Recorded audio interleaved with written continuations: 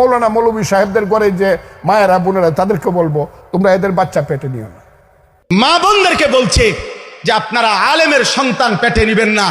আরে বেটা বেয়াদব, তোর মতো বেয়াদবকে, তোর মা বাপকে যদি কোনো আলেমে দিন বিয়ে না পড়াইতো তো তুই ফজলুর রহমান কোন নেককার চরিত্রবান কোন পবিত্র নারীর ঘরে জন্ম নিতে পারতি না বেটা। কিশোরগঞ্জের ওই চূড়ান্ত বেয়াদব ফজলুর রহমানকে স্পষ্ট করে বললাম, তোর মতো বেয়াদব গত 100 বছরে বাংলাদেশে জন্মায় নাই। তুই স্বাধীনতার পক্ষের না, তুই স্বাধীনতার শত্রু, তুই এদেশের শত্রু বেটা।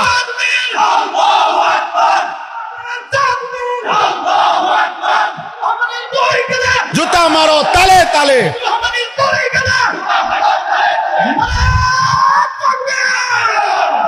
কিশোরগঞ্জের ওই বেয়াদব গত 60 বছরে তোর মতো বেয়াদবের মতো কথা বাংলাদেশে কোন নাস্তিক মুরতাদ, কোন স্বঘোষিত মুরতাদ এত বড় কথা বলে নাই। সে দেশের মা বোনদেরকে বলছে যে আপনারা আলেমের সন্তান পেটে নিবেন না।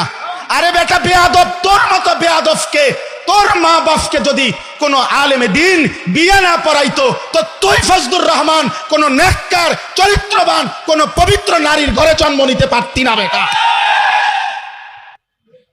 তুই এখন মোল্লা চেনো না?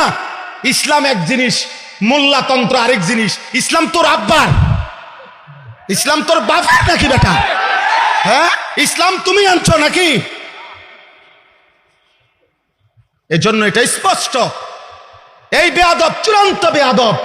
বাংলাদেশের জমিনে ইনশাআল্লাহ এমন নিকৃষ্ট বেয়াদবের বিচার হবেই হবে ইনশাআল্লাহ, কোনো সন্দেহ নেই ইনশাআল্লাহ।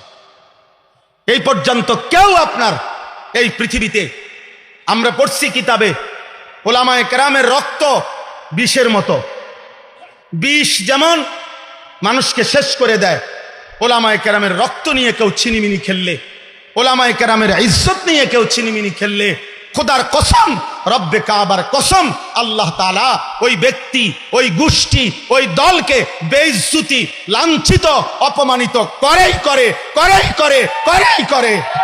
এজন্য 16 বৎসর যারা জুলুম করেছে, ওলামাদেরকে বেইজ্জতি করেছে, আজকে তারা নাই।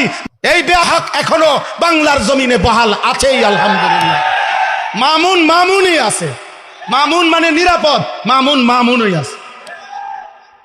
ফ্যাসিস্ট নাই, জালেম নাই, অহংকারীরা নাই, অহংকারীরা নাই। এটাই রবের ফয়সালা, এটাই আল্লাহর ফয়সালা।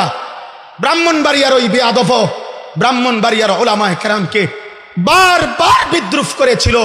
তুমি ওবায়দুল মুক্তাদির আজকে ব্রাহ্মণবাড়িয়ার জমিনে নাই, কিন্তু ব্রাহ্মণবাড়িয়ার কওমি মাদ্রাসাও আছে, আল্লামা সাজিদুর রহমানও আছে, আল্লামা মুফতি মুবারকুল্লাহ আছে, থাকবে থাকবে থাকবে ইনশাআল্লাহ।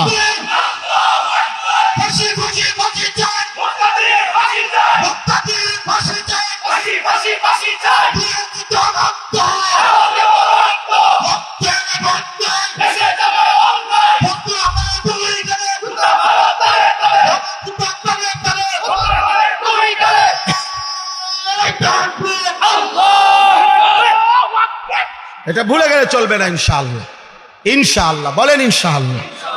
হ্যাঁ, মুসলমান 16টি বছর আমাদেরকে জঙ্গিবাদ, এই সমস্ত উগ্রবাদ, এই সমস্ত শব্দ বলে বলে ইসলামের পবিত্র বিধান জিহাদ এই শব্দটা উচ্চারণ করতে দেয় নাই। অথচ আমরা স্পষ্ট বলবো, ইসরাফিলের ফু পর্যন্ত আল্লাহর এই জমিনে জিহাদ ছিল, আছে, থাকবে ইনশাআল্লাহ।